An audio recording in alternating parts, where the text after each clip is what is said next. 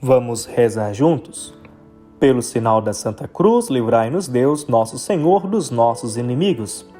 Em nome do Pai, e do Filho, e do Espírito Santo. Amém. Amados irmãos e irmãs, sejam bem-vindos a esse canal de evangelização. Eu sou o Padre Fabrício Rodrigues e quero convidá-los a meditar comigo o mistério da Epifania de Nosso Senhor Jesus Cristo. Se você ainda não faz parte da nossa família de evangelização, inscreva-se em nosso canal para rezarmos juntos. 3 prodígios nós celebramos nesse dia santo. Hoje, a estrela guia os magos ao presépio. Hoje, a água é mudada em vinho nas núpcias de Caná. E hoje, Cristo é batizado por João no Jordão para nossa salvação. Com essas palavras, a liturgia das horas descreve o conteúdo da festa de hoje. Esta consiste na tríplice revelação de Cristo aos magos, nas núpcias de Caná e no batismo de Jesus no Jordão. O que levou desde os tempos mais remotos a reunir esses 3 eventos numa festa é seu significado comum de manifestação. Jesus nele se revela progressivamente até sua realidade completa, isto é, como Messias e Salvador. Manifestou a sua glória, como diz João. Eu gostaria de tentar, nesse ano, uma compreensão nova dessa festa, partindo daquele advérbio de tempo que com tanta insistência ocorre na liturgia do tempo do Natal. Hoje Cristo nasceu. Hoje apareceu o Salvador. Nós, portanto, não celebramos um fato acontecido uma vez por todas no passado, mas algo que continua também hoje diante dos nossos olhos. Nós não celebramos o Cristo que um dia se manifestou a alguns sábios, mediante uma estrela, mas o Cristo que hoje se manifesta e chama os homens pela fé. É esta a Epifania sempre em ato na história. Ela se baseia num fato certíssimo. Cristo ainda agora está presente no mundo. Sua ressurreição inaugurou um novo modo de estar entre nós e de manifestar-se a nós. Não mais um modo carnal ou físico, mas espiritual. Por isso, a Escritura pode dizer de Cristo que era ontem, mas também hoje. Certamente, trata-se de uma presença escondida, problemática, que não pode ser captada pelos jornalistas desse mundo. Não se pode dizer dele, eis, aqui está o Cristo, ou ei-lo acolá. Também Jesus Cristo é, em certo sentido, um Deus que se esconde, presente e ausente ao mesmo tempo. Sua manifestação é confiada a sinais que não se acendem e não se tornam eloquentes a não ser na presença da fé, e são também misteriosamente, exatamente, os que devem suscitar tal fé. Sinais que são claros para uns e obscuros para outros, como a nuvem do Êxodo, que era tenebrosa para os egípcios, enquanto para os israelitas iluminava a noite. Pelas narrações evangélicas, chegamos somente a uma certeza. Cristo revela-se a cada povo e a cada categoria de pessoas com sinais adequados e compreensíveis a eles. Aos simples pastores envia um anjo. Aos sábios, habituados a perscrutar o curso dos astros, manda uma estrela. Para os judeus, apegado aos sinais, dá um sinal, isto é, um milagre. Muda a água em vinho. Eis, nós estamos aqui a nos perguntar nessa solenidade da Epifania, com quais sinais Cristo se manifesta aos homens do nosso tempo. E antes ainda, manifesta-se realmente Cristo ainda hoje? Ou tem razão aqueles que dizem que Deus morreu ou está calado? Não estará se tornando realidade, por acaso, exatamente em nós, aquela terrível palavra de Cristo? Essa raça perversa e adúltera pede um milagre, mas não lhe será dado outro sinal senão de Jonas. Há um sinal para nós? Numa situação de profunda desorientação como esta, o profeta Isaías, ouvimos-lo na primeira leitura, indicava como sinal da volta de Deus para seu povo a Nova Jerusalém, reconstruída depois do exílio, a cidade sobre o monte para o qual todos os povos, como que saindo das trevas, acorrem para encontrar o Senhor. A glória do Senhor se levanta sobre ti. Essa raça perversa e adúltera pede um milagre, mas não lhe será dado outro sinal senão o de Jonas. Parece fácil e imediato comparar a situação de Isaías com a nossa. Desde sempre, com efeito, se repete que aquela cidade de luz, aquele sinal elevado entre as nações é a igreja, a Nova Jerusalém. A liturgia de hoje só quer inculcar exatamente esse pensamento. A igreja é hoje para nós o sinal por excelência da presença e da glória de Cristo. Mas devemos admitir que questão não é assim tão fácil.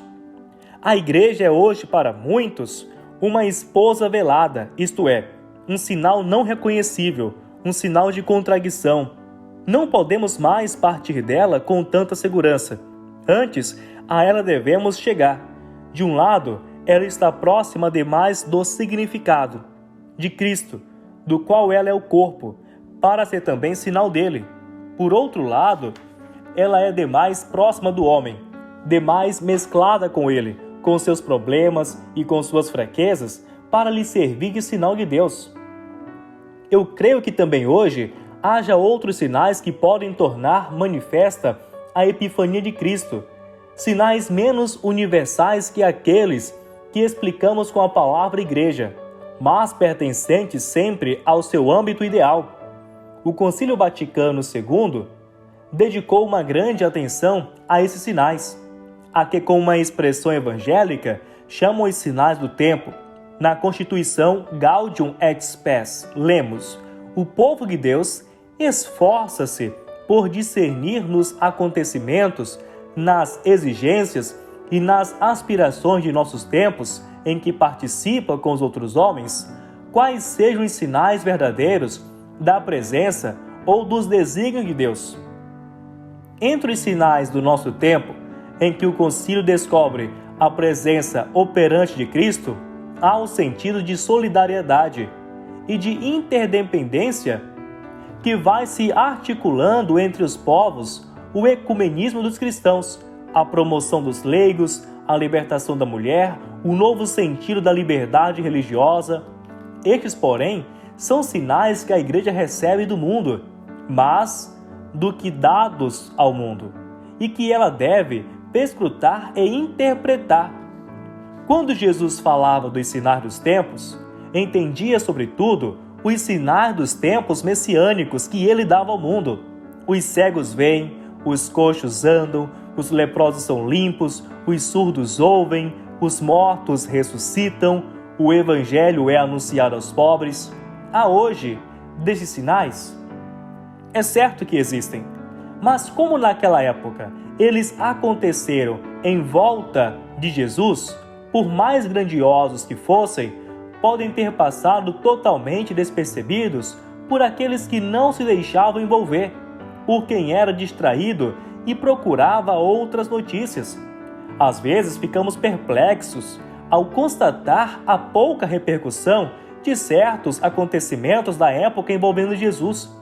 No entanto, pelos evangelhos, temos a impressão de que, em torno de Jesus ocorriam fatos que deviam alvoroçar o mundo, ia estar na boca de todos. Também hoje Jesus faz acontecer os sinais messiânicos, mas somente quem é vigilante os percebe e se sente feliz. Cegos que recuperam a luz da fé e da esperança ao ouvir a palavra de Deus, coxos espirituais e às vezes também corporais, que se levantam em caminho abandonando o leito de morte em que viviam, prisioneiro de si, do mal ou dos homens que os libertam das correntes. Gente, afinal, que pelo poder de Cristo e do Espírito se converte e vive. Quantas vezes, diante desses fatos, recordei-me daquelas palavras de Jesus: de todos os olhos que veem o que vós vedes. gostaria de insistir de modo especial sobre um desses sinais messiânicos, porque o próprio Jesus o deu quase como sinal por excelência. Aos pobres é anunciado o Evangelho. Não é um sinal de que Cristo esteja atingindo na igreja o desejo tão típico em nossa época de que a boa notícia chegue aos pobres? Talvez nós, hoje, tenhamos condições de descobrir um novo significado naquela palavra de Jesus. Pobres vós tereis sempre convosco. A mim, porém, nem sempre tereis. Como se dissesse, quando eu não estiver mais convosco fisicamente, haverá os pobres que me representam. Fazei a eles o que gostarias de fazer a mim. Não temos nenhum receio de reconhecer que Cristo se serviu também de ideologias estranhas à igreja, para despertar nela essa ânsia. Também no Antigo Testamento, Deus declara muitas vezes se servir de outros povos para suscitar ciúmes em Israel, para provocá-lo e chamá-lo à consciência de seu compromisso. Assim, fez conosco, cristãos, e nós compreendemos que este é um daqueles sinais dos tempos pelos quais Ele nos enviou a reconhecer sua vinda. A ida ou a volta do Evangelho aos pobres pode parecer, por vezes, vagarosa e incerta demais, e nem sempre coerente.